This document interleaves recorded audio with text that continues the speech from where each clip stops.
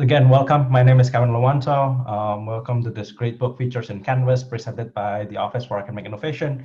Uh, Most of you have attended our previous training in the past, so this should be very straightforward. That if you have any questions, please put it in the chat or just wait until we should have some time, not a lot, not the usual 15 minutes or 10 minutes of the in the regular training, since this is a 30-minute session.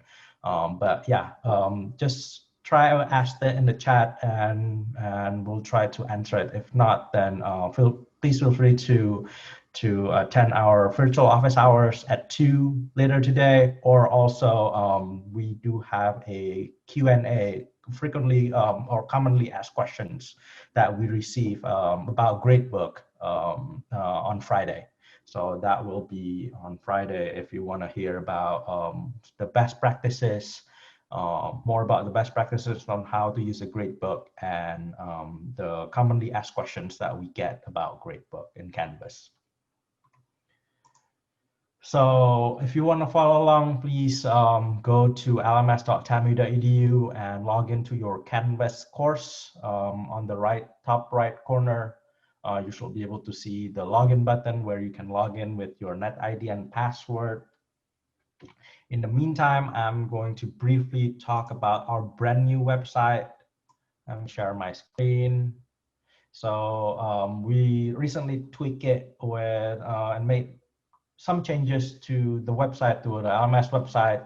So again, if you want to learn more about Canvas, moving your content from Blackboard to Canvas, we do have a sections on how to make the move, and then about Zoom, and also on our on-demand training. So we recently, if you notice, we changed the training support page to now in the middle. And then we have brand new videos available, which is, we think it's more easy to navigate. So if you just want to learn about Canvas, just click Canvas and you'll be brought to all the Canvas videos that we have available. And that's the same thing with proctoring tool and Zoom training. So as you can see in the schedule right now for this week, we're all going to be talking about Gradebook. And we divide them into chunks, multiple different chunks. I know that some of you, or probably all of you actually, attended yesterday's training on assignment and weights. And today we're just going to talk about Gradebook features. So let me go back to my PowerPoint again.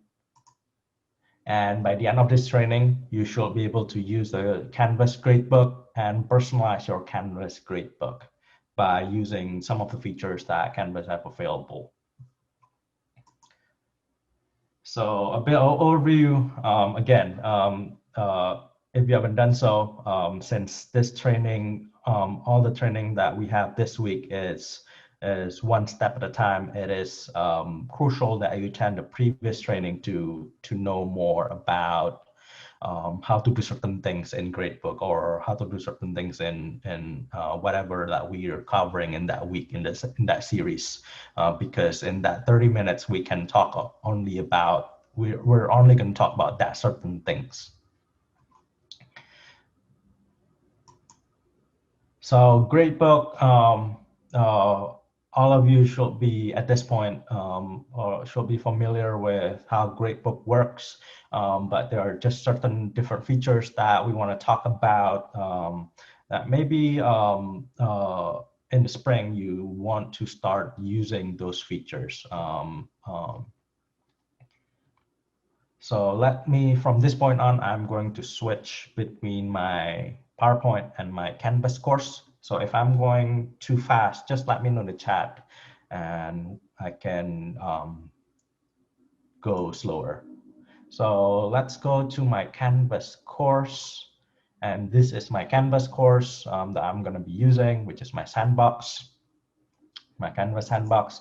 And we're basically going to talk in this session, about this different features starting from the left to the right. So in Gradebook, this is all my students that I've enrolled in my class, my sandbox. And from there, you can do in Gradebook, you can see their individuals view if you want to see just that student only. Depending on your class size, it might take a while. If you're a larger course, this should take a while. There we go. I'm just gonna wait. Oops. There we go. I can do it. Individual view. Let's try it again. There you go. This is so in here, you can, if you click individual view, you can, if you have multiple sections, you can select the sections that you want to view, which student that you want to view. No student collect. You can select just Isabel if I just want to see Isabel, or Travis if I just want to see Travis. And you can also filter it by assignments. This is all the assignments I have in my course assignments right now. And in the global settings, you can also change the ungraded as zeros if you want, or hide student names. This will apply to all of the settings in your gradebook. You can also download the CSV, the Excel spreadsheet, and upload the CSV here. There's also another way, which I'm going to show you later in this training, which I think it's a lot easier to do than going to the individual view. So grading, if I just select, for example, Isabel, you can see like how Isabel performed on the assignment weights. This is they're just showing you the assignments weight. If you remember what Isabel showed you yesterday, she was talking about assignment weights, and the student information is just showing you the assignments weights that you put in your course. So if you want to see how Isabel performed on individual assignments, you cannot do, what you can do is select that particular assignment, or don't use the individual view, but also just use the gradebook, the normal gradebook mode, which is the default mode, that should be enabled the moment you click gradebook. So let's load this again. Gonna give it some time. Yeah, it's quite slow today. And then gradebook, and then another thing that I want to show in the gradebook section is the gradebook history. So we use this quite often to figure out whether a student, how students perform, like if the students submit the assignments multiple times, or if you add a fudge points, or if you curve the grades. This is how you can figure out in the gradebook history how many times a student submitted the exams or the quiz or the particular assignments. You can see in the before and the after grades. I currently don't have any grades that I curve, or giving a fudge point. So the before and the after date, the result, the grades should be identical. Just because I didn't do that on my grades, but this is basically, you can see when students submitted the assignment,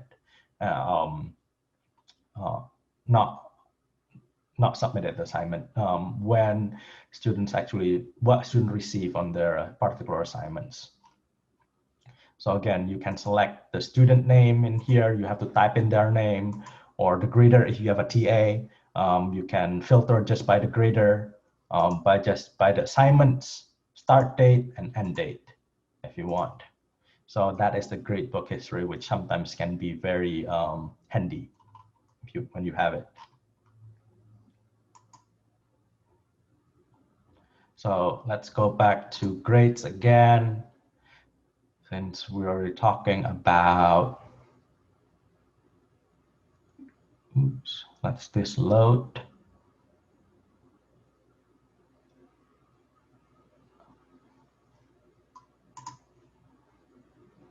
There you go. Now the next one I want to, oops, probably click it too many times.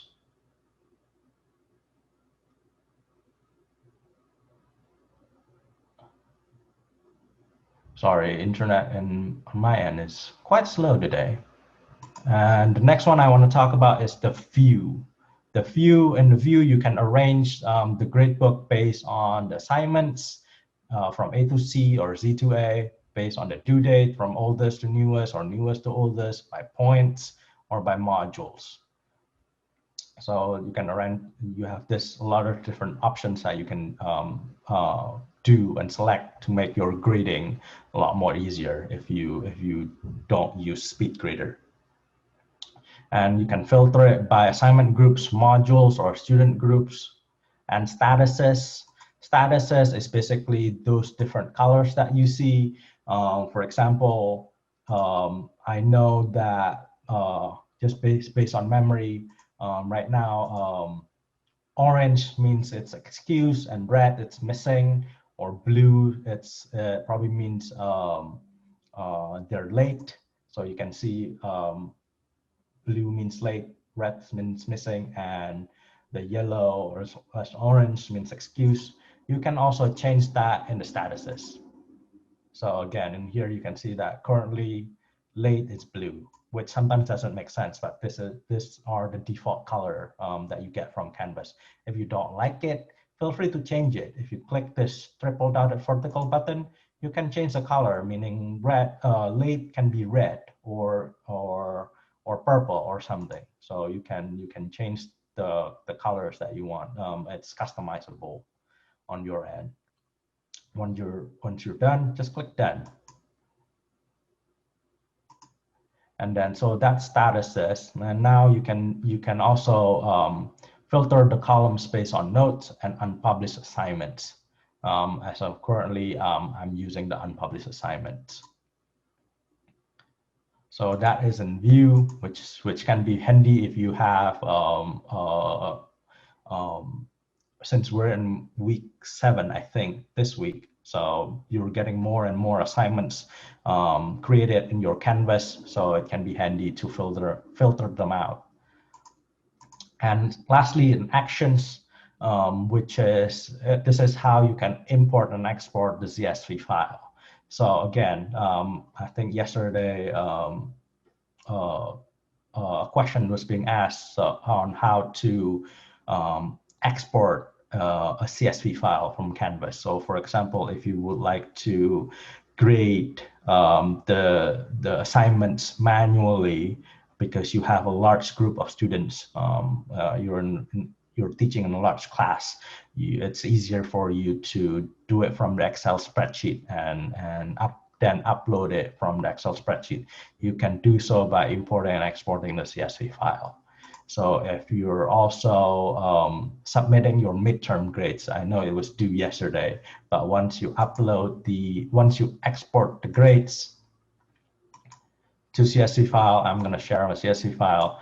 This is what it should look like with all your students, their login, with all their assignments, which should be identical. This assignment should be identical to whatever score that you put in the gradebook. And then I believe the grades that's being sent to Howdy, if you have to submit a midterm grades yesterday, is the unposted current grades. This. So that is what's being submitted to Howdy if you have to submit a midterm grades. So that is what the CSV looks like. Of course, after this, you can always import it back to Canvas if you want. But please make sure that you have the columns created already in Canvas with the assignments, so that Canvas will not make an error on which types of assignment it is, just because they're not able to see the assignment column created. So please make sure that you create a blank assignments with no grades on your gradebook, on your assignments. So that is the actions.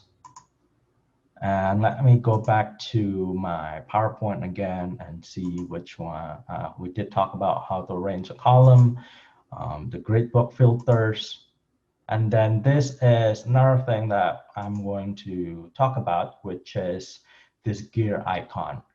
So when you click this gear icon, you can set up your late policies. For example, if you want to give students automatic 0 if they submit their assignments late. All you need to do is just check this, automatically apply grade for missing submissions, and then change this to 0%. And of course, the classes is already running right now. That's why Canvas has been doing a pretty good job in giving you a warning system whenever there's already a student interaction in your course and you would like to change certain settings. So Canvas will give you this kind of warning in the gradebook that it's only will affect previously graded submissions. So you can do a late submission deduction percentage. So based on your syllabus, if one day is 20% per day, or you want to drop the lowest possible grade percentage, you can do so in here. And then the grade posting policy is basically whenever you enter grade, would you like your students to see the grades right away, or you would want to wait until you finish grading, the last students, and then you can publish them. That is something that you can set up manually. Post grades, everything that you go through the gear icon will apply to all of the assignments. So basically, all this assignments gonna be created into manual, so that after you finish grading, you have to automatically publish those grades one by one. So that is, if you would like to do that, you can do so by clicking this manual post grades. And then in advance, you can allow final grade override, for example. And at the end of the day, you will be able to, if you click that final grade override, you will be able to change this final grades. You will see this override grade. So basically 86.4, you can make it 87 if you want. So that's something that you can do by final grades overrides. So that's about it that I want to show in this training. Let's go back to the PowerPoint again and see if I missed anything. I did talk about grade posting policies. We can talk more about how to hide the scores and how to manually post grades. If you want to do manually post grades one by one, not to everything, but just for the quizzes, there's that feature where you can manually post grades to just certain assignments or quizzes, which we'll talk more about in a different training, which is tomorrow, where we're going to show you the different features that you can do and use for each of this column. So that will be in the next training. So grade posting policies, I did talk about that. Best practices, lastly, is we recommend that you set up your gradebook before the start of the course, and keep a consistent grade posting policy and notify your students if you have any changes, if you make any changes, so that they're aware of those changes. So I am going to end the recording. To learn more, please visit LMS.TAMU.EDU or email us at aihelp@TAMU.EDU. Thank you.